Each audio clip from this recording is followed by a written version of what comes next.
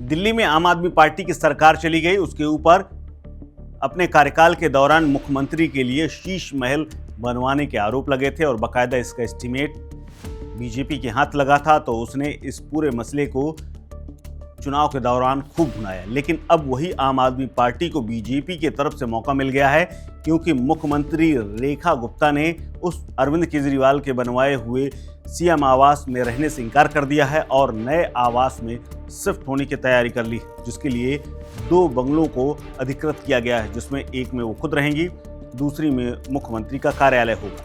लेकिन इस पूरे मसले को लेकर के आम आदमी पार्टी ने मोर्चा खोल दिया है और इसे माया महल करार दिया है। दरअसल कथित तौर पर आम आदमी पार्टी की तरफ से बताए गए इस माया महल को लेकर के चर्चा है कि इसमें 60 लाख रुपए के सिर्फ बिजली के सामान यानी साजो सामान के लिए खर्च किए जाने हैं। आम आदमी पार्टी ने दिल्ली के मुख्यमंत्री रेखा गुप्ता के नए आवासों को माया महल का नाम दिया है, क्योंकि उन्होंने इस आवास के लिए 2 बड़े बंगले 1/8 और 2/8 राजनिवास मार्ग पर आवंटित करवाए हैं, जिनमें कुल 30 कमरे। आम आदमी पार्टी का आरोप है कि इन बंगलों के रेनोवेशन में भारी भरकम खर्च आने वाला है और सिर्फ बिजली में ही यानी पंखा, लाइट और ट्यूबलाइट्स में ही 60 लाख रुपए के खर्च किए जा रहे हैं, जिसमें से 24 एसी हैं, 5 स्मार्ट टीवी हैं, 23 रिमोट से चलने वाले पंखे हैं, महंगे झूमर, 14 जनरेटर और तमाम लग्जरी सुविधाएं।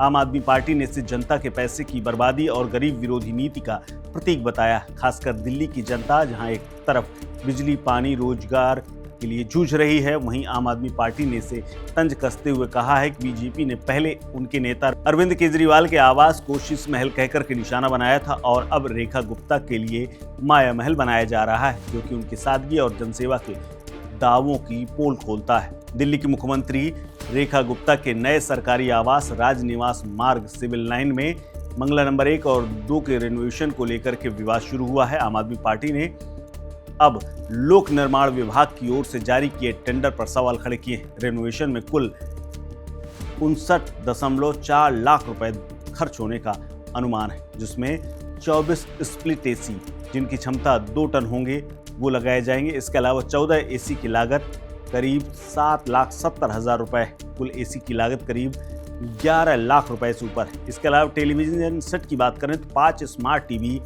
4K LED टीवी लगाए जाएंगे, जिनकी 4 यूनिट 55 इंच जबकि 1 यूनिट 65 इंच की होगी। इसकी कुल लागत 9,30,000 रुपए बताई जा रही है। इसके अलावा रिमोट से चलने वाले पंखे लगाए जा रहे हैं और वॉल फैन भी लगाए जा रहे हैं।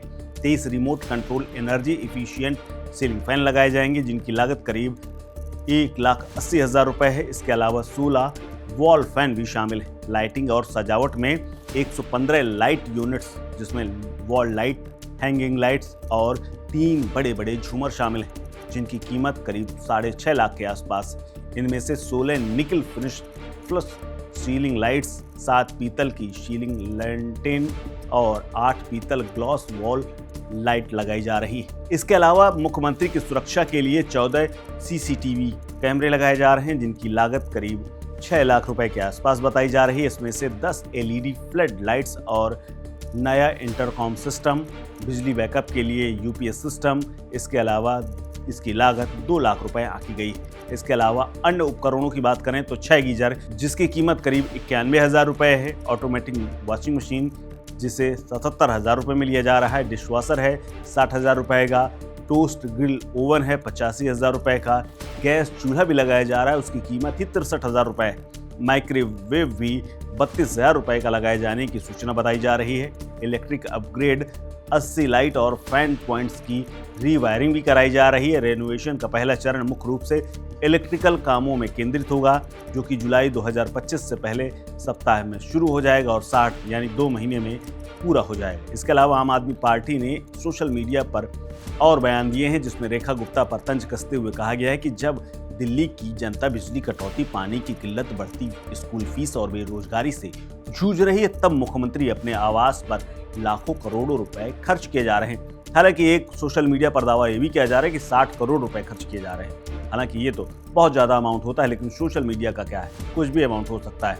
वहीं दूसरी तरफ आम आदमी पार्टी ने इसे माया महल का नाम देकर के बीजेपी की सादगी और जनसेवा के दावों पर सवाल खड़े किए हैं, विशेष रूप से ये तर्क देते हुए कि बीजेपी ने पूर्व मुख्यमंत्री अरविंद केजरीवाल के आवास को शीश महल कहकर बदनाम किया। अब खुद मुख्यमंत्री रेखा गुप्ता के लिए बीजेपी की पार्टी उनके मुख्यमंत्री काल में भव्य व्यवस्था की जा रही है।